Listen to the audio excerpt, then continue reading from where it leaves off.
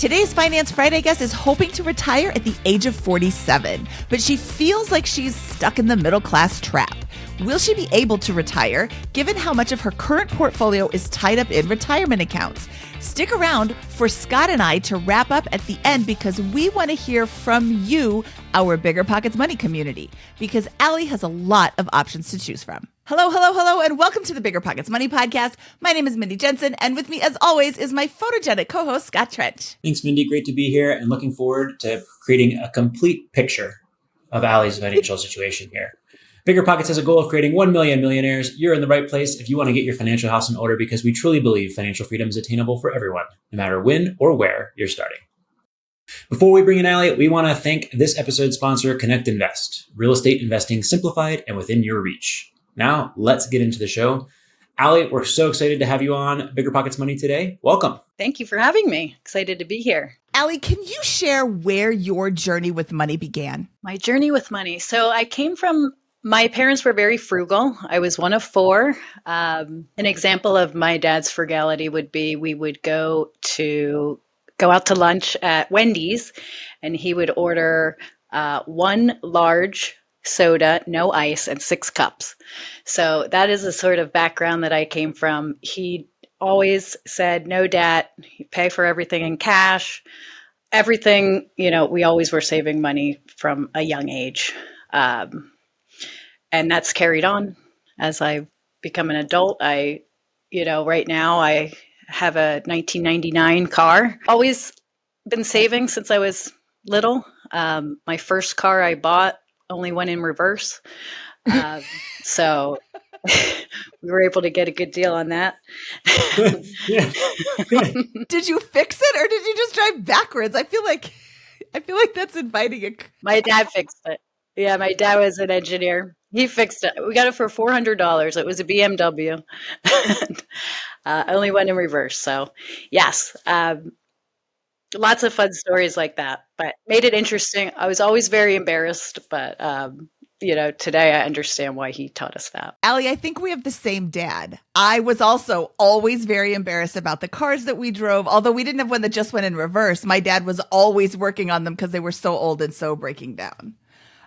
So I am right there. We are soul sisters. Where are you based? And let's talk about your career. Sure. So I reside in the lovely Laguna Beach in Orange County. So it's a very expensive place to live.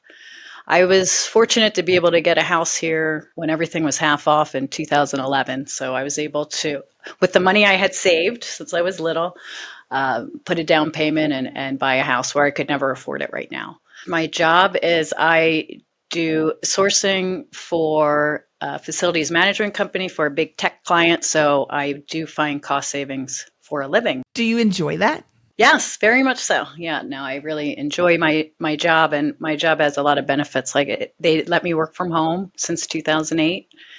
So I was able to raise my children, and I've never had an expensive commute or had to invest in clothing or anything like that. So I think that's really helped me save a lot of my money. Allie, let's jump in and look at a copy of your numbers. I have a total net worth of $3.8 million, which is awesome. I've got income of approximately $298,000, expenses of $9,900 a month. So I don't think that's where we're going to see a lot of savings. Debts are just a $600,000 mortgage at 2.75%. I consider that to be good debt.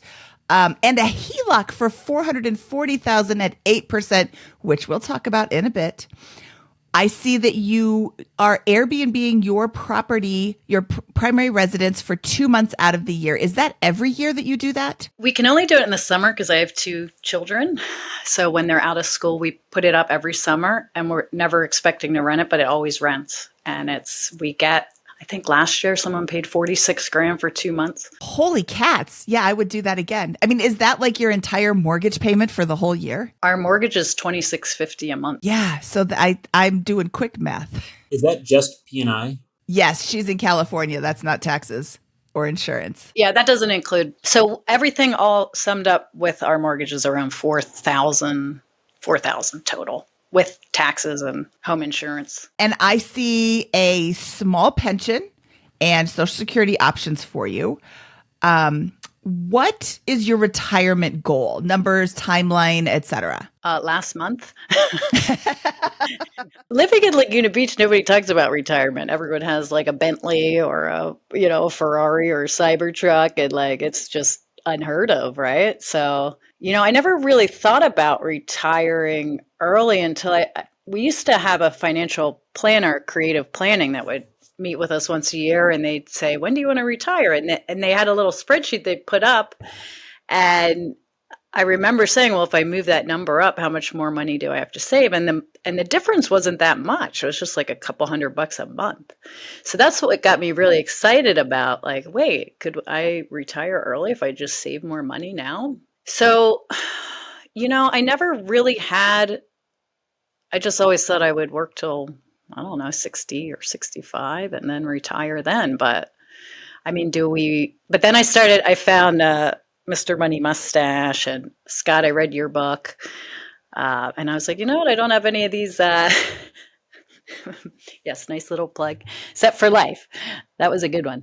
And I realized that, you had mentioned 3 expenses, right? The housing, which I cover with the Airbnb, the transportation, which I don't really have, and food, which my husband cooks. So we always eat in. It's better eating in than eating out. So I was like, well, maybe I could do this. And then anyone I talked to about it told me, like, what are you talking about? Like, that's just silly. Like, nobody was even interested in hearing about it. So that's why I feel like I really resonated with this podcast. Why would you want to work until you're 65 when that's the only option versus giving yourself the option to work for as long as you want to, but you don't have to work anymore? I know. And if they would let me short-term rent my house in Laguna, which they don't, I could have been retired so long ago. So that's a bummer for me. So sometimes I think about buying a short-term rental like in San Diego or something like that and pursuing that as well. But I think the most important thing here, it's so glaringly obvious, it's the problem that you came to us with today, I think, is this concept of like the middle class trap with, your net worth is $3.8 million. You're rich. I feel so poor. The house is $3 million with a $600,000 mortgage balance, give or take, left on it. And the rest of your assets are essentially all in the 401k or IRA setting for the other 1.4 million. Right. And that's essentially the entirety of your financial position. Is that correct? Yes, that's correct. And it's like, how can I access those funds, or how can I leverage them, or what can I do like without having to sell my house, which I could also do. Yeah. And this problem is starting to come out of the woodwork. Like, I don't think I've talked to a lot of people that had this problem, in past years. And then all of a sudden in the last month or two, I must have come across a couple dozen people with a problem that's similar to this, right? How do you feel about it, and what have you thought about in the context of this housing decision, or how to access this housing, as you were putting all these numbers together and thinking about coming on the show here? I mean, I'm always kind of torn between, okay, we have about a 1/4 acre, so I could build an ADU in the backyard, rent it out. I could pay probably all cash. One thing we've pursued, but we haven't actually been successful at, is buying another house in Laguna that's kind of not as nice or smaller, moving my whole entire family in because my kids are in school here, and then renting out our primary. And then the other idea is just buying some real estate back where I'm from, which is Philadelphia area, where it's a lot cheaper and you can get a lot more. But then managing it so far away would be difficult. Sometimes I think about too, like cashing out some of my 401k to do that. But then, I had this financial planner who really said, you don't want to tap into that 401k. We've got some exciting news. Today is November 29th, which is the very day of the BiggerPockets Black Friday book sale. Want to be set for life? Just like Allie, you can grab my book and tons of other books for up to 60% off. Head over to biggerpockets.com/Black Friday. This offer doesn't apply to all books and ends on December 2nd. Happy shopping. Welcome back to the show. Have you read the Mad Scientist article called How to Access Retirement Funds Early? Yes. That is one of the best, most comprehensive articles for accessing your retirement funds early. So you can tap into your 401k without paying penalties. I am assuming that you have a traditional 401k. There's no way that I know of to get around paying taxes on this, unless you only pull out a little bit. But what's the point of pulling out a little bit? You're not going to even be able to live off of it. And this would be after you leave your job, because if you do it while you're at your job, you're paying in the highest tax bracket possible to access these retirement funds early. But there is the Roth conversion ladder. There is the 72T. There is the just taking it and paying the penalty, although I would do that after I stop working, because you will still be paying taxes on it no matter what. So I would suggest you give that article another read. Building the ADU in the backyard is interesting. You said you could pay for it with cash. How much would that generate in income? Like, how big of an ADU can you build? Yeah, this is the issue. So when I have like a contractor come out and bid me, they say it's going to be minimum $1 million to build an ADU. But then you see these pre-built ones online, right? That are like $80,000 or like $150,000. So I think I'd go for the prefabbed one, right? Pay in cash, and then I could probably get $3,000 a month, something like that. But I would have people living in my garden, which I'm not sure. What would that do to the value of your home? Yeah, it would probably go up $1 million, I would guess. I mean, it would go up more if it was like a custom. If it was a custom one, if I spent $1 million on it, it would probably go up significantly more than if I bought a prefab. That would be a truly amazing statement if you could add $150,000 prefab ADU to this property and increase the value of the property by $1 million. But I think that's a good homework assignment. Has anybody done that in the local area? And how did their property translate? Because there's always rent and cash flow and income stuff. Like, if you can spend 150 grand and make $1 million back in 1 year, then there's no other, like that's the best opportunity you're ever going to get in your life. I'm skeptical that will happen with that. But if it can, that would be the first avenue I'd explore from this. And in that case, then I would be like, yes, how do we finance that? Is it a HELOC? Is it something else? Because you'll be able to justify almost any source of capital for that investment. But what's your conviction in that value add? I mean, most people around here have a ton of money, right? So they're getting the custom made ADU that matches their house. That's beautiful, right? I don't see a lot of just like drop-ins, right? But so I don't know that I'd be able to find like something like that to compare, but I do see the people that build the custom ADUs and their value goes. There was a house down the road from me. I think it was sold for $3 million. They built an ADU and they sold it for $6 million because the property value here is so much, right?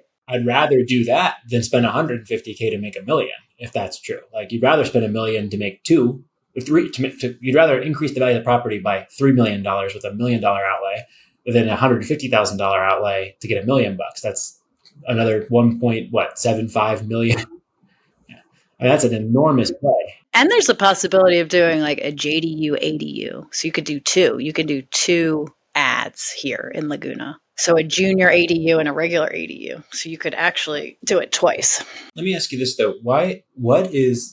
Do you want to be in Laguna Beach? The goal is not to retire early. It's to retire early in Laguna Beach, right? And live something close to your lifestyle, maybe in a slightly smaller home nearby. Is that right? Yes, ideally. What is the ideal future home? Home? Yeah. Like what is your future living condition look like? Well, I have 2 kids that are aged 10 and almost 12. So I think for now I need at least a 3-bedroom home office. It doesn't need to be big, but I do think people need their own space. You know, when they go off to college or move out, it could be much smaller. just a one bed. Another trap that you're in is I don't have a cute name for it. You bought a long time ago and interest rates have since gone up. Property values have since gone up.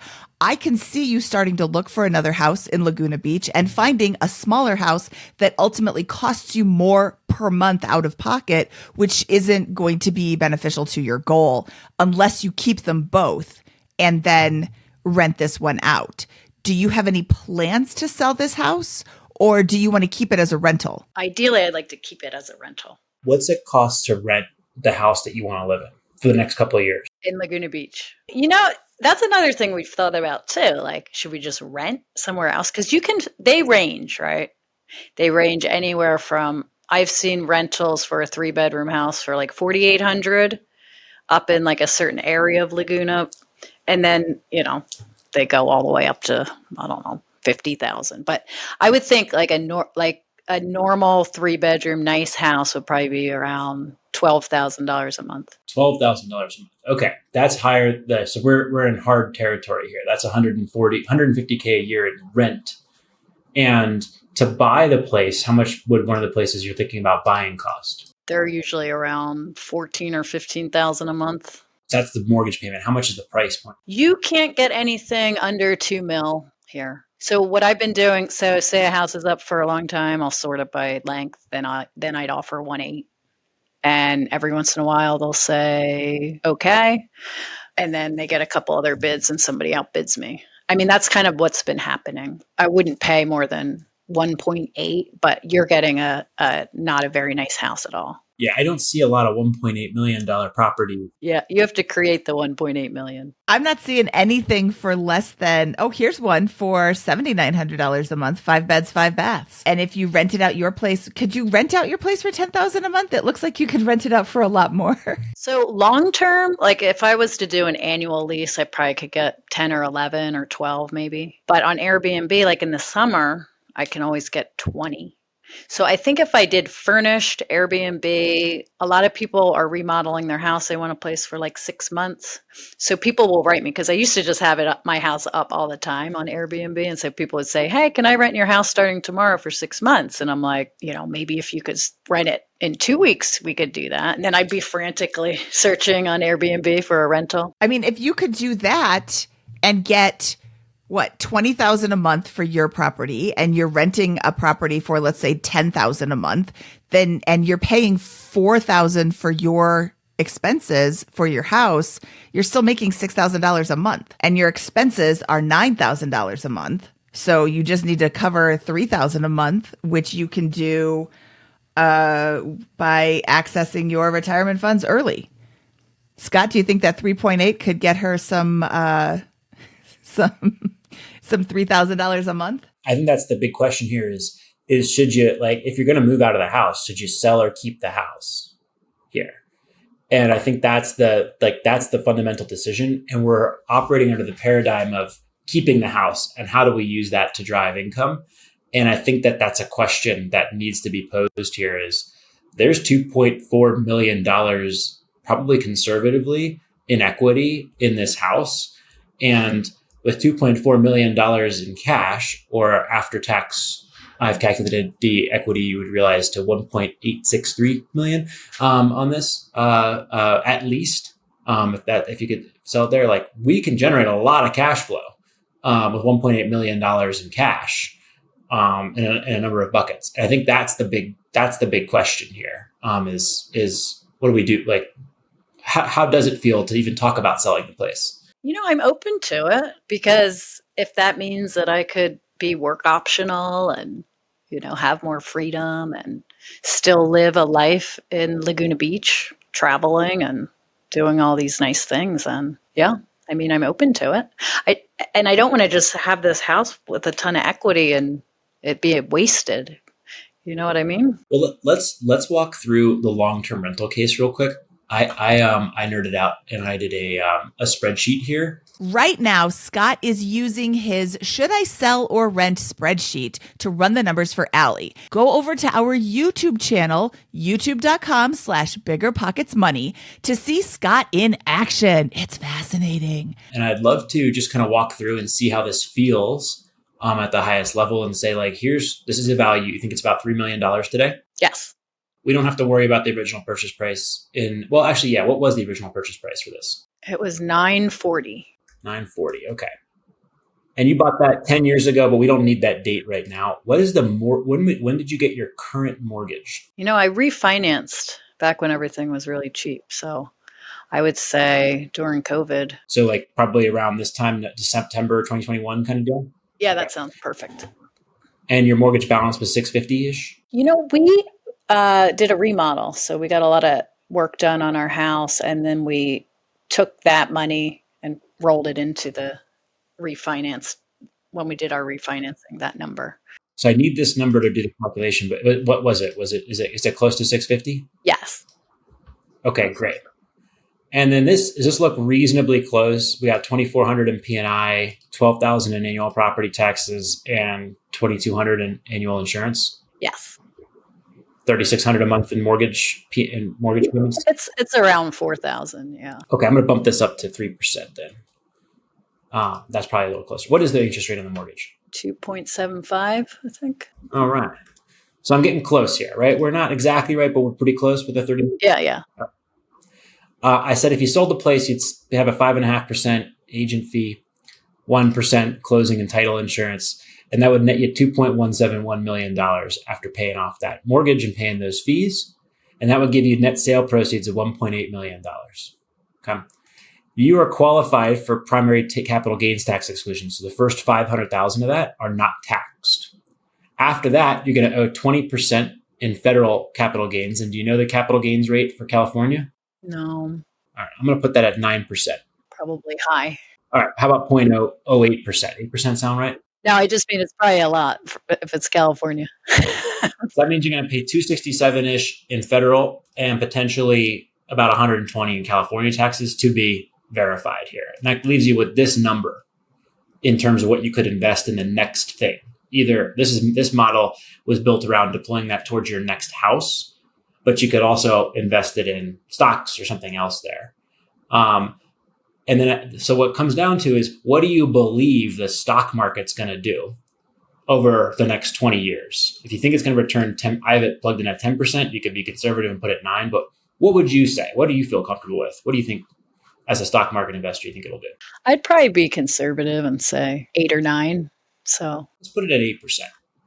And then I have some assumptions here around rents. I plugged in 11,000. You said 10, 11, 12. So I put 11 on this. I have assumptions around vacancy and all that stuff, and gets you a cash flow of $5,500 a month if you keep it. What do you think Laguna Beach is going to appreciate in terms of rent and price growth? Do you think it's going to be historical average or higher or lower? Higher. I mean, I think I heard some stat that house prices double every 8 years. That's close to an 8-year one. So that's a very aggressive assumption.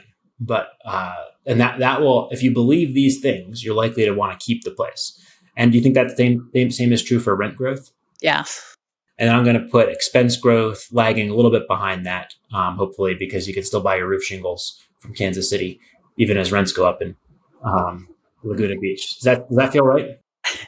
Yes, that feels right. Yes, it's all what you believe here. You're going to see that keeping it is going to produce a lot of cash flow. And these assumptions, you're going to get about $75,000 in the first year. And that's going to continue to accelerate very rapidly if you believe that rent growth is going to grow at that price range.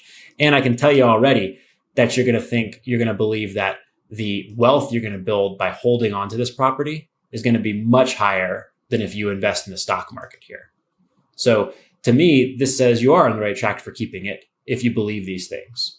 I will caution, though, that I am much more conservative with my assumptions for real estate. And I plug in a default of 3.4% because you never know what's going to happen in the future there. And California is already high. And I would put in 10% for the stock market. This is how I analyze a Denver property, but it's completely based on what you believe. And in that scenario, you're going to see that selling it and putting the money into the stock market would generate significantly more wealth, about 10 million incremental dollars, over keeping it in that scenario. So I'd encourage you to play around with this, but that's the big bet you're making. The good news is you're really rich either way if you hold on to this asset and the stock market, depending on either one of these things, because you got a great problem here. It's just that's the tool that can help you think through it. And then one other consideration I'd pose for you that I was reacting in is you're going to be very heavily weighted to real estate if you hold this thing, and especially if you buy more compared to the stock market because of your starting position. So just those are the things that popped into my head. But I think if you believe what you said there around that, there's a no question this is a keep property and we're on the right track. And I just sidetracked us unnecessarily. But hopefully that was at least a little helpful. Stay tuned after one final break, and we'll be back with Allie after this. Let's jump back in with Allie. I don't think that's an unnecessary sidetrack, Scott. I'm really glad that you did that spreadsheet because that's really helpful. You put a lot of time into that spreadsheet before you brought it up, but then you just like throw all these numbers in and it shows like how you can manipulate them. I think that's great. Yeah, I'll send that to you, Allie, as well. Yeah, so you can start playing with it too and, throw in different numbers and see what happens. But I think that there's a lot of opportunity for researching your local market with more solid numbers. And unless your numbers are super solid, I'm always a little leery about counting on appreciation. But then I looked up where Laguna Beach is and I'm like, oh yeah, that's probably going to be a safe bet. Laguna Beach is awesome. I've been there at San Clemente and it's like, oh my gosh, you can live anywhere in the world. One of those two places, is like somewhere along that coast. It's so awesome. I'm from Philadelphia, so I can appreciate the beauty and the weather and everything. But yeah, no, it's an amazing spot. Yeah, it's really gorgeous. Yeah. People from Texas are the ones that always rent my house. So. Another question you had was about your pension and should you be cashing that out right now? It's $27,000 if you cashed it out, and you'd get $477 a month if you waited until 2042 to start taking your pension. I did the math really quickly. That's like just 4.5 years, almost 5 years of break even before, if you took out that 477 versus taking the 27 right now. What would you do with that 27 if you pulled it out? Put it towards my house in Laguna Beach, my second house. What I'd like to do is just buy another house in Laguna Beach. I just don't know if it's so crazy, and I want to tap into whatever funds I have. So, like I do have a lot of Roth in my 401k, and can I use that?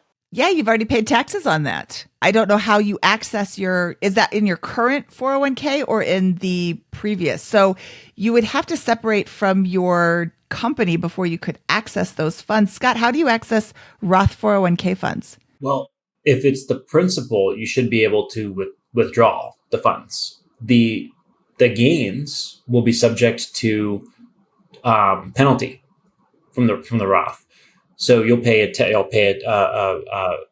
penalty for withdrawing those early. Your Roth position, let me go back to it. Well, the Roth position is in total $243,000, and you actually put out for us the contributions of 160. So you could pull out the 160 to use toward that purpose. I'm still a little hung up though here on the should we, right? Because what you're doing, and this is fine. I just need to wrap my head around it because I'm not there yet. Is we're saying, okay, we have $3 million in Laguna Beach real estate and $1.4 million in equities.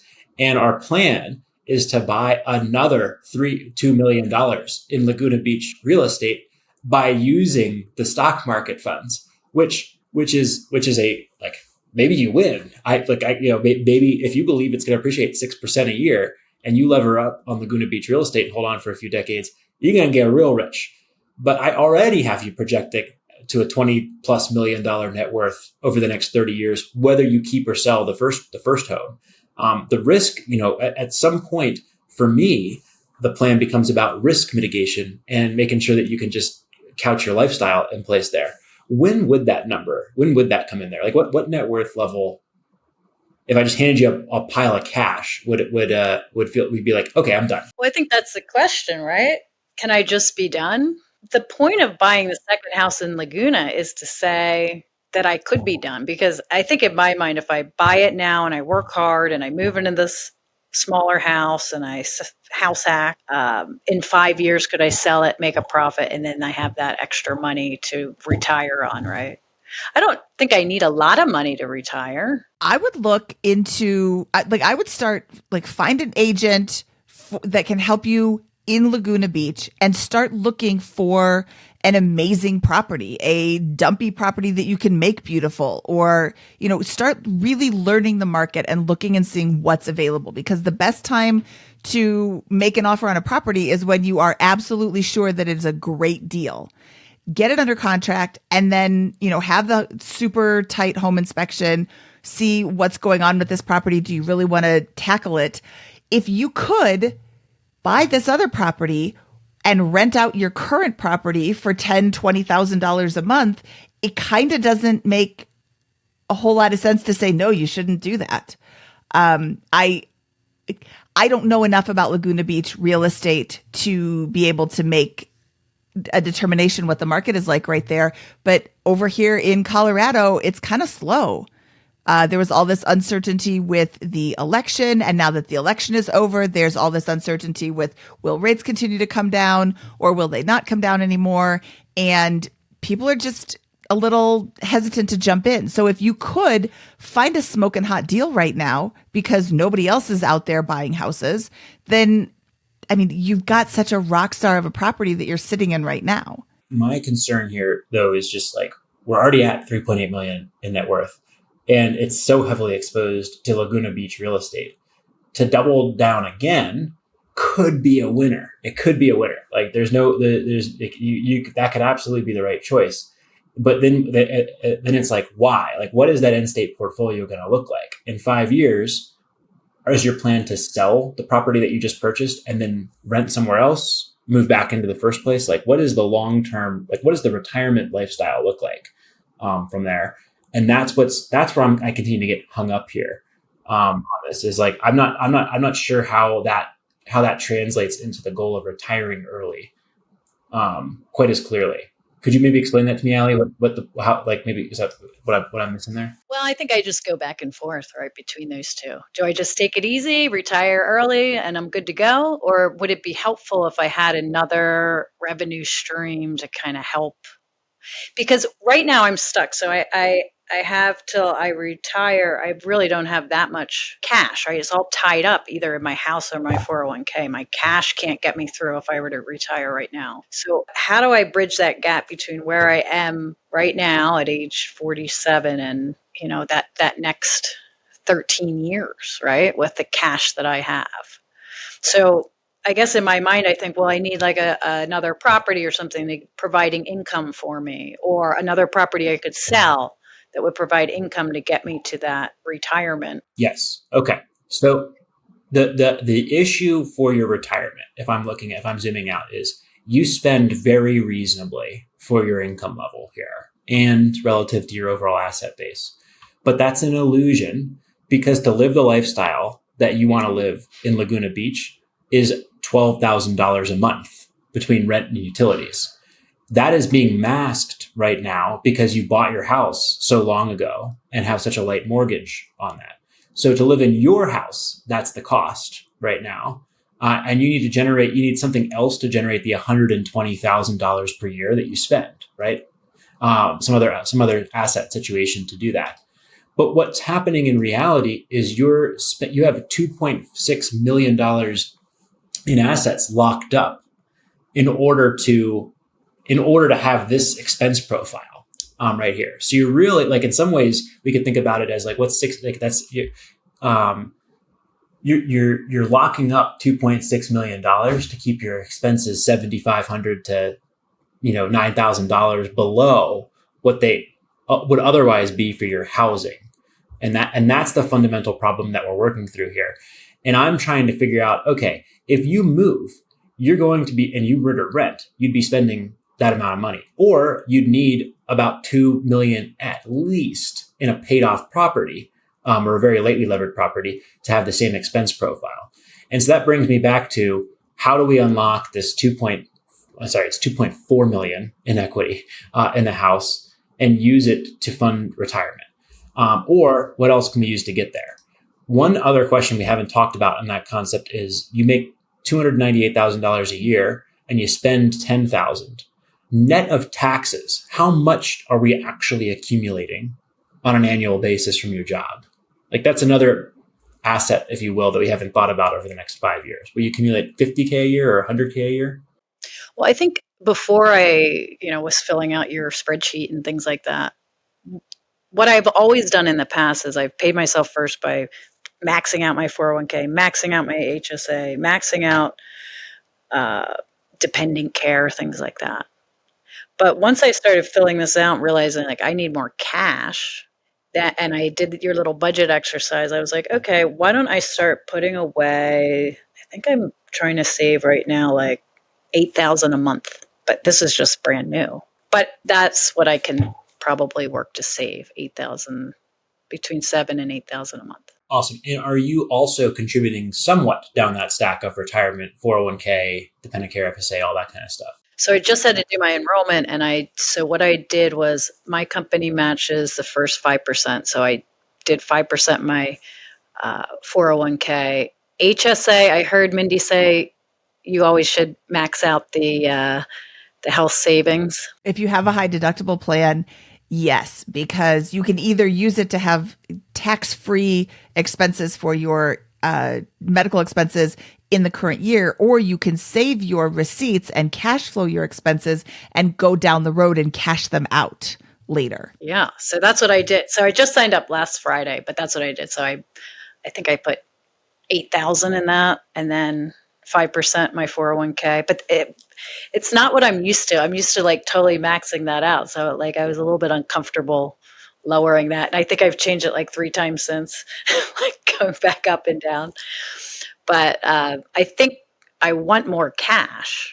It's a good answer to the question of how do you finance your ADU, for example, is to let that after-tax liquidity position pile up instead of paying a penalty on the 401k or Roth, in my view. So I like that answer. That's $100,000 a year, give or take, 8,000 a month times 12, I think 96, right? So that we're getting close to $100,000 a year in liquidity that will begin piling up there. And that's a piece of the puzzle. Over 5 years, that's 500K. Over 10, it's $1 million. So you can think about that in those big chunks and say, okay, we've got another pile of assets there, depending on how long you want to work. That's going to apply to this. Plus, you probably got another 30, 40 on an annualized basis when all is said and done that will be going into your pre-tax or tax deferred accounts like the HSA, 401k match, those kinds of things. So does that sound about right? That's a considerable part of the position here. That's going to be more than, a couple percentage points. So I think I don't think it changes the fundamental math about what to do with the house. But I'm uncomfortable. I'm reacting emotively, as maybe not logically here, of pulling out the money from the stock market to double down in Laguna Beach. I mean, that's a play, but the play is I'm going to put 70% of my net worth on the line for the rest, for the next 10 years and maybe the rest of my life in this Laguna Beach real estate territory. And that just needs to be a conscious decision that you're saying that's the pie chart I would draw if I had $5, $6, $7 million in 10 years. If I handed you cash, I would recreate that portfolio. And how does that feel? Does that feel right to you? Yeah, I mean, I think it's always good to have diversification, right? I mean, having everything in one basket, especially with all the fires and everything happening, that is scary. So it is good to diversify portfolio, I think. And I appreciate that viewpoint because, I'm in Laguna Beach. I love Laguna Beach. So it's like sometimes you kind of get focused on it. Mindy, you seem more on the train of, buy the next house and rent it out there. And what are you thinking about this, about the situation? Well, I'm thinking that if she can rent her house, which costs her $4,000 a month, if she can rent it out for $20,000, $22,000, $24,000 a month, that makes a lot of sense because that money covers her expenses for the current house plus the expenses if she rents a house at $12,000 a month. And she still has money left over for funsies. It covers, I didn't run numbers on a mortgage payment on 2.8. And that's a thing to think about. Where would you get the down payment for that? That's going to be a hefty down payment, even if you're just putting down 10%. Remind me again, though, the $20,000 is for 2 months of short-term rentals, right? Which is the limit of the community. Is that correct, Allie? So Laguna Beach has a minimum 31 day, and we got 46,000 for 2 months, so 23,000 a month. Okay. You think year round you can sustain a midterm rental cash flow in that level? Like that is the reality you think that could happen? No, I don't think that. I think those are the summer months. You can get probably a lot more.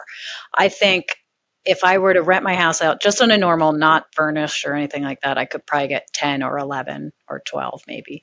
And then if I did Airbnb, furnished, midterm rental, probably be rented out, I would say maybe 70% of the time at probably 15 grand a month. Okay. So 15 grand is a more realistic number for year round rents with some of these creative strategies. And that's still, I mean, these are huge levers. And, you know, we've got a range here that we've heard for rent for this property of 9 up to really what I'm hearing is 15 on an annualized basis for this. So that's a big spread and probably a big piece of the answer here. If that number is closer to 9 or 10, then your net cash flow on this thing is going to be like 5,000 a month, which sounds awesome for one property, and it is. But it's not awesome relative to the $1.8 million in realizable equity that you've got tied up into the property. And I would be more inclined to sell at that level. But if you can get pushing close to 15 or upwards of that, then the simplicity of just having a local owned rental property in one asset might be worth it to a large degree. Like that's 10 grand a month. You're done. Game over. You spend 10 grand a month. That's it. And you don't have to touch the rest of your portfolio. So I think that's where I keep going back and forth on it. Well, and the thing is, it's different, right? So if you do the long-term lease and you need to rent it out fast, that would be 9 grand unfurnished. But if you want to do the extra work, put it on Airbnb, furnish it, which is already all done. We already have all that done, right? But the problem with the 15 grand a month is you're not going to have it rented out the whole time, right? Someone will probably rent it out for 6 months for a remodel. Then there'll be a month and a half vacant. Then another 3 months. So in the end, if you averaged it out, it will probably be, 11. But there's different strategies that all create those different numbers. That's why there's such a difference between the numbers. Mindy, how do you feel about this? If the annual rent, if the average monthly rent is going to be $11,000, what do you think? Does that change things for you? Yeah, kind of, because 11,000, her expenses are going to be 4,000 just for the house. So now we're down to 7, and she's going to have to find a rental for $7,000 a month or less in order to break even. And that's going to be difficult in Laguna Beach based on my very quick, very cursory Zillow search while we're talking.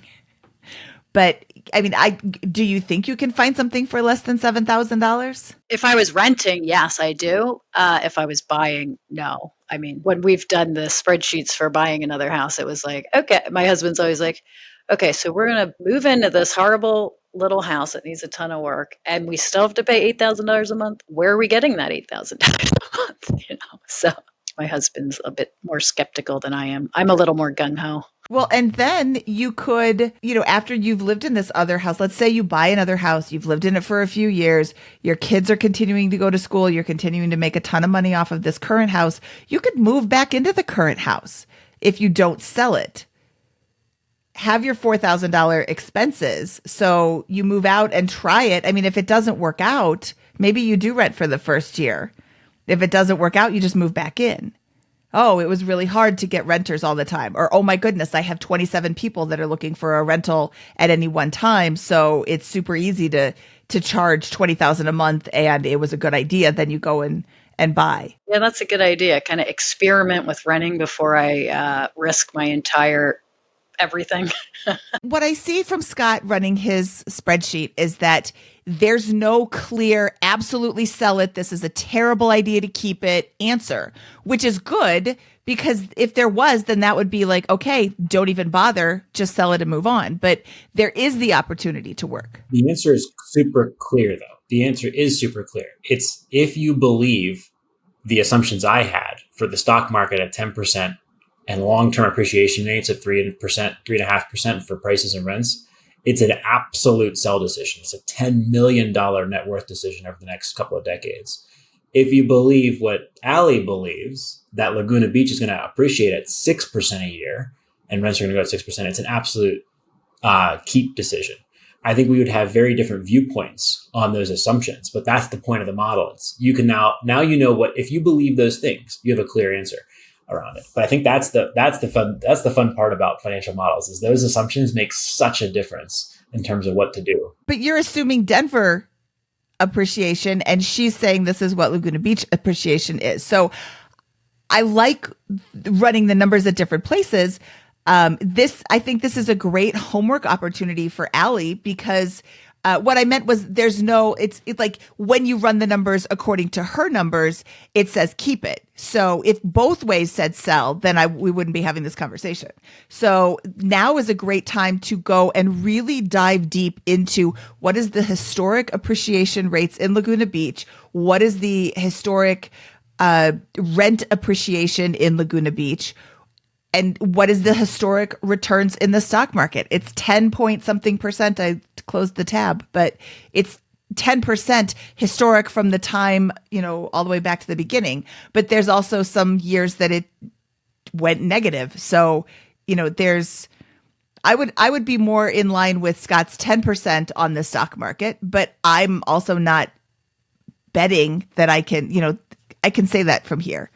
But I think that you should be really comfortable with the numbers that you're putting in, Allie, and I think that you should be comfortable with them because they're the historic average. And past performance is not indicative of future gain. We should always say that. But I do think that there's an opportunity there as opposed to both times we run it, it says no, sell it. Another component to this that makes it just so complex and such a great challenge. Thank you for bringing this today, Allie. I mean, it's just so many people are going to be struggling with this. Is if you just want to simplify it and go back the other way, a completely different way of looking at this, you say, okay, the price of retiring comfortably in Laguna Beach is tying up $3 million in a house and having the expense for the mortgage payment be zero because your taxes and insurance are nothing on a property that size for it. So if this mortgage is paid off, which is something we've talked about in the past, it's 2.75, so that's going to be a hard pill to swallow. But if the mortgage is paid off, then your expenses go from $9,900 a month to $7,300 a month on there, and you're within a stone's throw of $7,300 a month from your current portfolio. If you can accumulate a little bit of cash outside of that and bridge to traditional retirement age, you're not that far off on that front either. And so that's an option to think about here is like, do you keep this place, rent it out for a couple of years, do a live-in flip or two? I love the live-in flip in areas like a Laguna Beach because of the tax-free capital gain. That ties up some money, but you're paying interest on a much lower interest than your flipping competitors. And you get the first $500,000 tax-free. If you want to do that 2 or 3 times between now and the time your kids go off to college or leave the house, that would probably completely end the game for you. And now you can think about it in much simpler terms. I have a paid off property that I can live in Laguna Beach and about $2.5-3 million in the portfolio outside of that from these live and flip capital gains. How's that one for a complete different spin on the situation that says go all in on just paying the thing off and tying up the $3 million in equity? I like the idea of paying off. My husband would like that because he likes not having any debt. But now, are you saying now go back out and buy some houses in Laguna and flip them? Is that what you were saying there? I'm saying move into the next house in Laguna, which is like move into the next house, buy it, yeah, but treat it as a live-in flip. You're going to own it for 2. It's a slow flip. You're going to own it for 2 years, and then you're going to flip it, and then you're going to sell it, like what Mindy does here.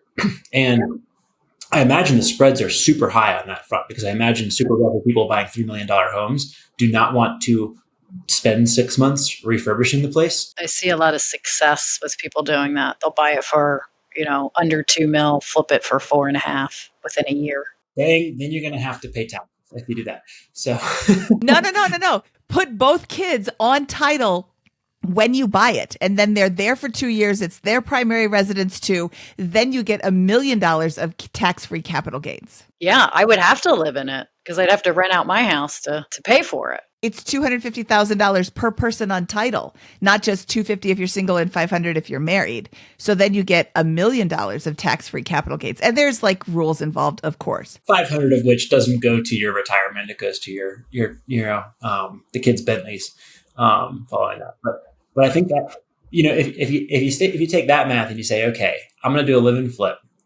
I'm going to buy one of these properties for 1.7 or whatever that is, that's in really bad shape. We're going to fix it up with ourselves. Now you rent out the primary. And if you can get that 12 to 15 range, you're probably going to cover the lion's share of the new mortgage while you live in there. It'll be slightly more expensive. You'll save slightly less, but that is an approach that would be reasonable in your situation, since you have $8,000 a month in savings on top of your expenses right now. I like that idea. Just got to talk my husband and 2 kids into it.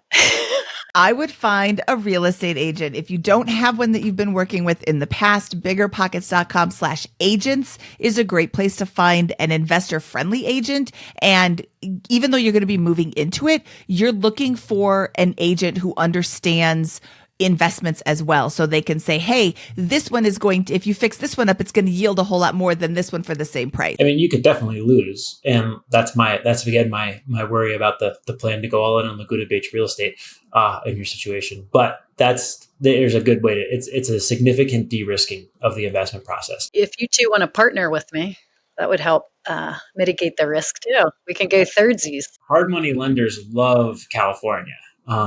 Because they're big loans on these properties, and they make a lot of interest and points. So you'll have no trouble finding lenders if you can bring a material amount of cash down. Good to know.